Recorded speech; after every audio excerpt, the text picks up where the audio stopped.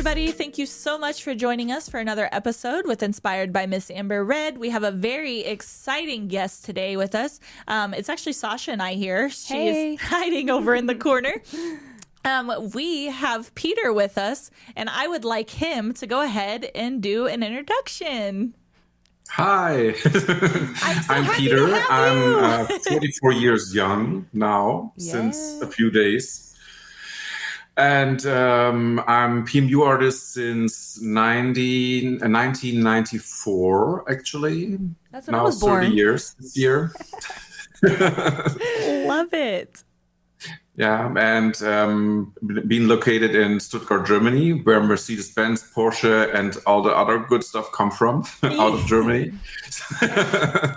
So, and now I'm actually here in my studio, midnight, and talking to you guys. I can't believe you said yes to this, and it's so late over there, Peter. You are a rock star. We are.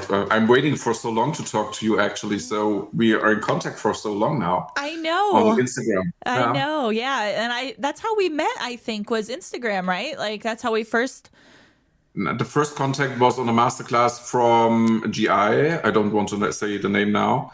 And I buy a masterclass from your winged eyeliner and get addicted to it. Yeah, and so okay, because you've been doing permanent makeup for a very longer than I have. So is there something that you're more known for? What would you say your favorite service is, or is there something that people are like, Peter, I want you to do this for me? There's two bases. So one base is coming for eyebrows because I'm addicted to eyebrows, totally. And a lot of stuff in lips, but eyeliner in Germany is not that popular at the moment. Okay. So I don't know why. It's just, I think about all the stuff that they do here. It's a little harsh to the skin and they hear so many bad things about it. So, but I'm working on it. Yeah, I know. I'm working on it. This man over here. Peter, you have literally, I think, taken every single course that I even have out available. Yeah, I think so, huh? During COVID, I invest more than 25K for masterclasses online because I was bored out here. So, and the stuff that we get in Europe actually is so boring as well because we have all the time single needles and and whipping and all that stuff. And I see your work, especially in the beginning with bigger needle groupings. And I'm coming from the tattoo industry. So I learned first tattooing before I start doing permanent makeup. That was my way. Because in that store that I start training, they give only the apprentice to first do tattoo and then start over to doing permanent makeup.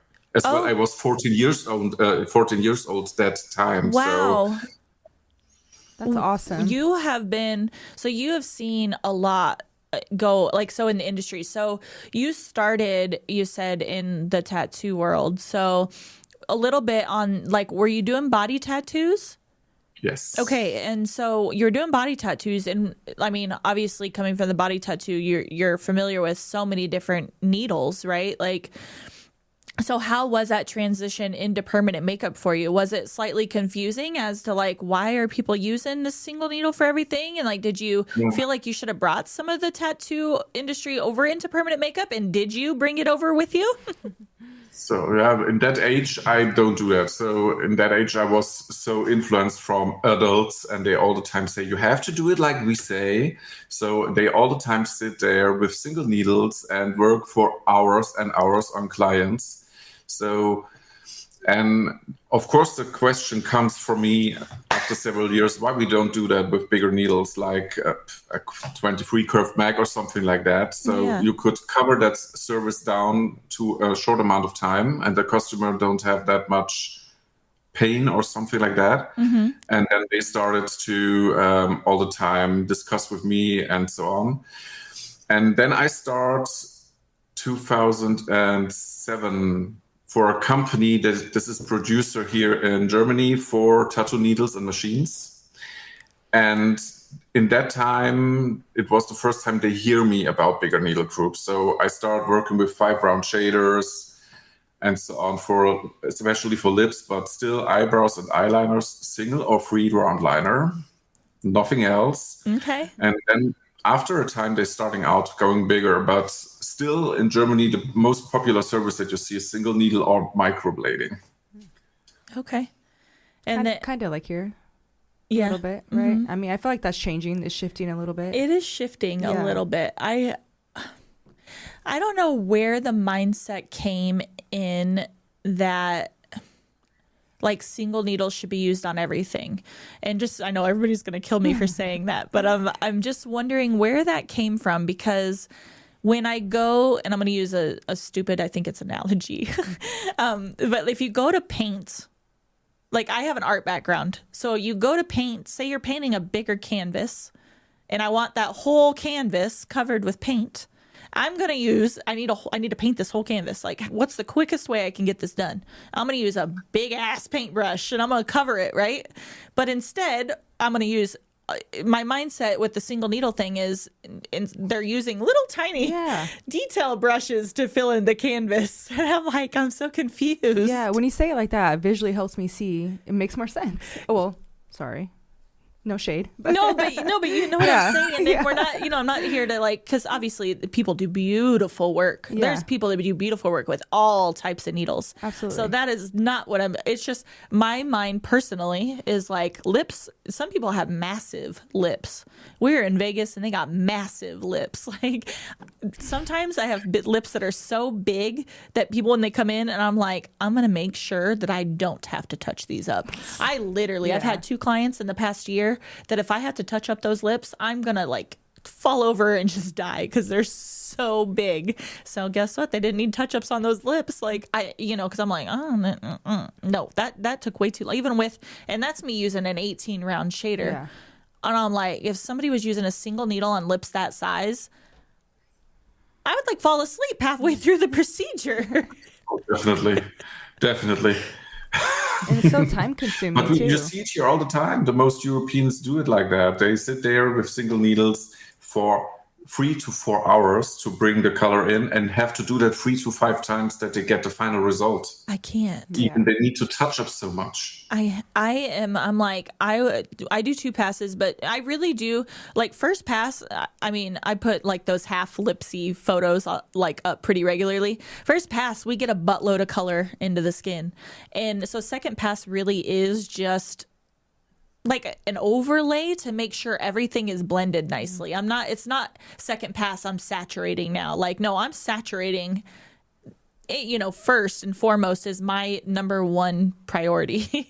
And then, I mean, and you can saturate. I mean, I think people get scared with larger needles and they think like we're going to oversaturate, I think is what they think. Like, but if I, come from body tattooing, if you dilute the pigment down, if I dilute that pigment down and I'm creating, what would be considered like a gray wash in body tattooing, but I'm diluting the lip pigment down now and I diluted it 50%. Well, then my healed result is going to be 50% of that color. To me, that is how my brain works. And it doesn't matter that I'm using, now I probably wouldn't do that. I don't know if I would do that with a single needle because it's implanting just a dot of pigment in at a time. So you have to remember I'm using an 18-round shader. But I just feel like I have so much control using a large needle. I know I can do a lipstick look, but now if I'm scared of that, how do I get a lip blush out of it? You just dilute the pigment down or make your circles bigger and move faster. That'll give you a softer result. Yeah, that's true. But here, that is also a problem here in Germany. They don't teach that things. Yeah. You don't have companies here that show you how dilute a color or to mix even a color. If you have different shapes, and the main thing, I think, what the main problem in that case, that they don't get how the color will heal in the lip. So this is the most part of it. They just think, oh, this is the color in the bottle. It needs to look like that. Yeah. And it never looks like that. Oh, well, sounds like you remember that idea I told you about a long time ago, Peter, that I said was on my list. I haven't forgot about you over there, buddy. I told him, I said, I want to come there and I literally want to go over to Germany. I want to make Peter a master trainer with our techniques. I want to spend a couple days. We didn't even talk about this in depth like I'm going into right now, but I have this idea, so then that way these techniques can be more spread like worldwide, because I do know that like that type of thing isn't taught normally. Like, so I'm like, why not have a couple kick-ass master trainers spread in key places around the world? And then plus Peter, then we can just travel and see each other and go visit all these cool places. Yeah. Oh yeah. That sounds good, Peter. And we have a lot of cool places here. I'm like, Peter, are you on board with that? I'm on board with that. I'm also would be on board of that. I come for 4 weeks Yes. I can't even spell that word. I come for weeks to Vegas and stay there. Heck yeah. Yeah, I remember we talked about that a little bit too. Heck yeah. Well, we'll hold out on that because I might be coming to you a little sooner, so we'll see. So what okay, so you were told not to, or not to, we'll say that lightly. You were advised, I should say, you were advised to do permanent makeup a little bit differently. So you said you did get out of just using like single needles a little bit. Are you comfortable now using an 18 round shader on lips? Easy going. Yes. Love that. I see the techniques from your master classes, and if I see something and I want to know how to work it out, I sit on latex till I die. Absolutely. So in the beginning, it was like, why the color don't go in? So I'm ultra light-handed. Yeah. Even I was on a masterclass here with a friend of mine. She's working with me together as trainer in Hamburg and the north part of Germany, and we make a masterclass with shaded eyeliner with magnum needles. Oh, cool.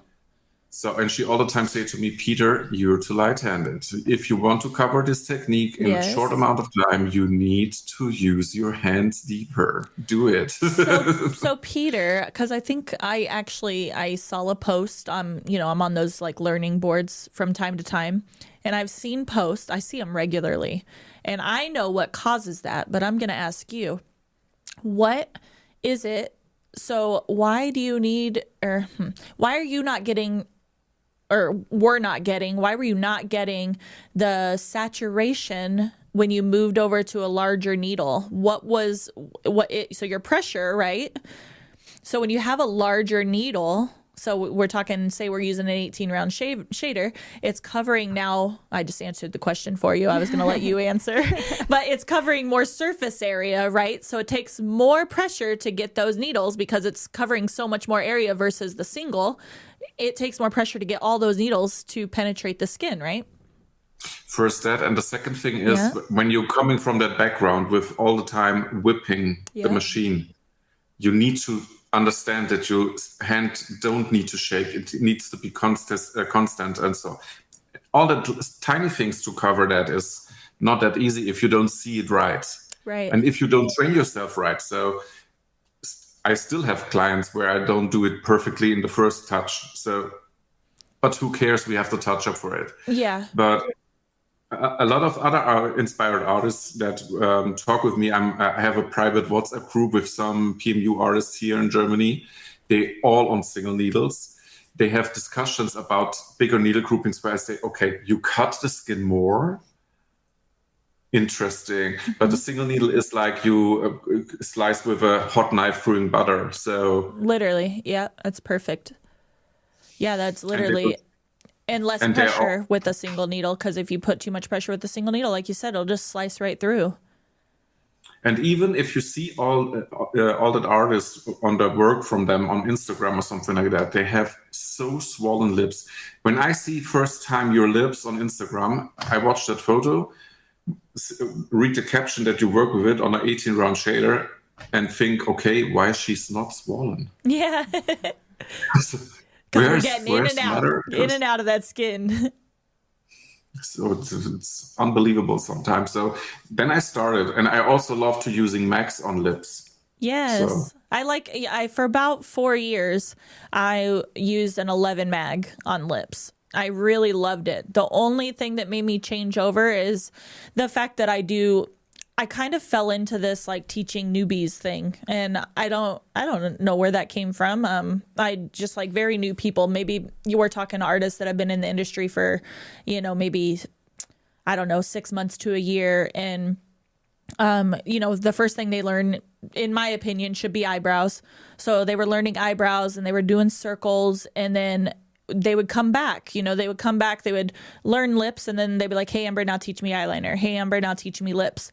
Well, they were already using an 8-round shader on eyebrows. So my brain was like, well, if I'm going to teach somebody lips, why, if I can get the same exact result with another, say like a larger shader than an 8-round shader, so the 18-round shader, if I can get the same result and do the same movements, how easy is that to move somebody from brows, eyeliner to lips?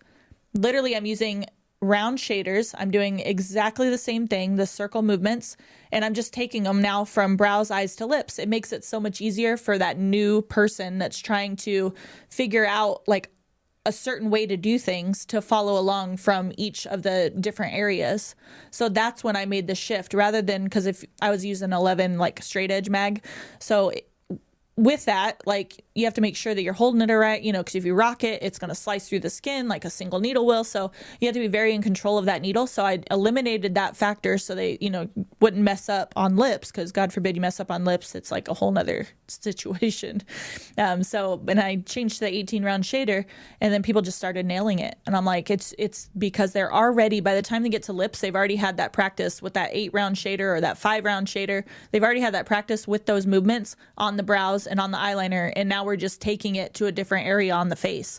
Now we're just transitioning it right into the lips, and it just flows so well and so easy, rather than trying to add, oh well, you got to use this needle and then figure this out and you can't move it this way, and like, so that's why I switched. But it's awesome, because so you get out of many problems. Even they get not frustrated if they learn a new technique. Yeah. So you cover all that stuff. Yeah, and then like if you are struggling a little bit, I think if you have a certain way that you're doing things, it's kind of like if you go to do an eyebrow, you don't put 6 colors into your mix. You keep the less amount of mixing, the better. So I always try to stick to, maybe 2 colors and maybe just a little bit of modifier, like if needed, or, a little like a drop or something, but no more than that, because if something goes wrong, it makes it easier to pinpoint what's going wrong. So I think that's where my mindset came in with switching over to the 18-round shader, because I'm like, if they already have that figured out, then one less thing to worry about. And then if something happens, we'll know it's at that point, maybe their pressure, for instance, maybe they're not pressing hard enough with the needle to get the implantation versus it being something else. But there's another thing that I found very interesting. When I started working with bigger needle groupings, I also don't have that much the problem about herpes infections, like flare-ups or something like that. Because with single needle, I have it a lot with the clients, even if they don't have it before. Oh. And after the bigger needle groupings, it's quite softer and gentler for the lips. Yeah. Yeah, and I've done a few. Like I think I just did one recently. I was using I shouldn't say this out loud, but I'm going to. I used a 3-round liner. I shouldn't have used a 3-round liner. I really wanted to use a 3-round shader. I mean, she's a client that's been with me forever and was like, Amber, I just want that little pixelate. I just want pixelation. And I was like, whatever, come here, I can figure it out. So, but I didn't have a 3 shader. I wanted a 3 shader, but I did a 3 liner. And I just, even with that, I'm just like, I hate my life, like, because she has big lips too. And I'm like, why am I using such a small needle? I'm like, I feel like I could just whip shade. Maybe I should just whip shade with an 18-round shader and see what happens. And like, I'm pretty sure at this point I could probably get pixels with that if I tried. It's horrible. And then you sit so long time for that lip. Literally. Oh man. So Peter, are you doing trainings and stuff? I do trainings for only for experienced artists here in Germany, because I'm not have the time to take apprentice.